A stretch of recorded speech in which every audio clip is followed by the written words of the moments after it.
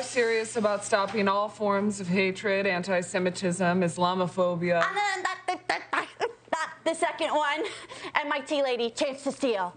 And keep in mind, if you don't... Well, Saturday Night Live under fire for this very skit about last week's congressional hearing over anti-Semitism on college campuses across the country. University of Pennsylvania President Liz McGill ended up resigning from her post after that hearing. She resigned this weekend. The show is accused of undermining the seriousness of rising anti-Semitism nationwide. And let's discuss this story with today's NewsNation newsmakers. We have Jennifer Coffindaffer, Niall Stanage, and Mailman. May, I'll start with you on this one. Your thoughts on the SNL skit when you watched it. This is now garnering criticism from both sides of the aisle, calling this bit vile. What'd you think? Yeah, it's crazily out of touch. It's not funny also. So of all the things to comment on, of students being barricaded into buildings, of being spit on at Harvard by the president of the Harvard Law Review, these are wild things that students are facing. And yet what SNL would like to talk about is Elise Stefanik's tone, which Elise Stefanik went to Harvard undergrad. She's a very serious person, and she's part of the moderate wing. She's a New York representative. So she's not this crazy person. Yes, she supports Donald Trump. So SNL just seems to not get it. They don't read the room. They don't understand the problem that's going on our campuses, and instead, Elise Stefanik is the story. It just, the whole thing makes no sense, and it's not funny. Yeah, and there are a lot of people who are tweeting that said, you know, because the GOP is bad doesn't mean that you should make fun of Elise Stefanik. Yes. I mean, that was some people's opinion that the GOP is bad. Niall Stanage, obviously, it is a free country, and you can make jokes about pretty much anything you want. But nowadays, you're going to hear from people if they don't agree with the tone. So is overriding belief online that SNL just went beyond the pale on this one?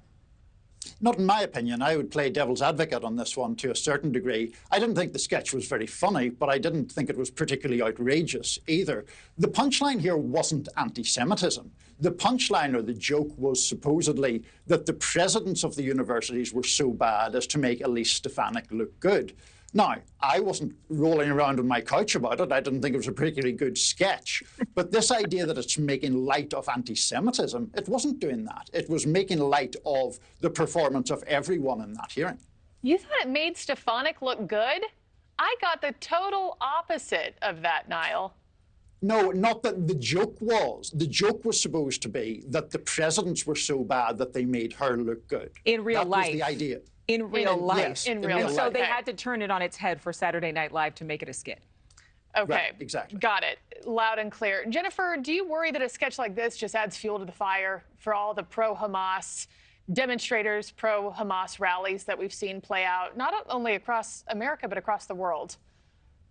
No, I don't. I have to say the skit, I mean, SNL has never backed away from very controversial subjects. In 1975, I don't know if you remember that, but Chevy Chase actually used the N-word and interviewed Pryor about a janitorial job. I mean, it's just horrible, the different things that SNL puts on.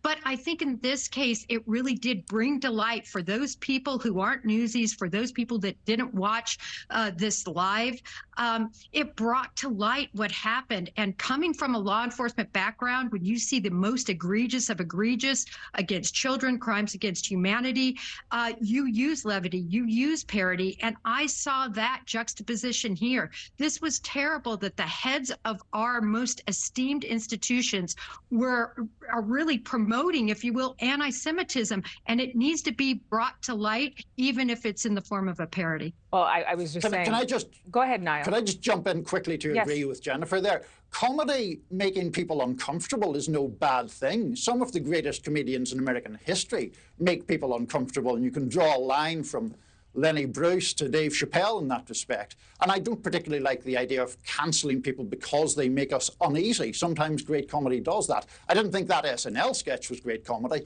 but I don't object to the principle of it. I don't think the problem from the right is the topic. I think people would have been completely fine to have this exact topic, maybe even similar to how it was portrayed, having these robotic college administrators talk about something that is so serious.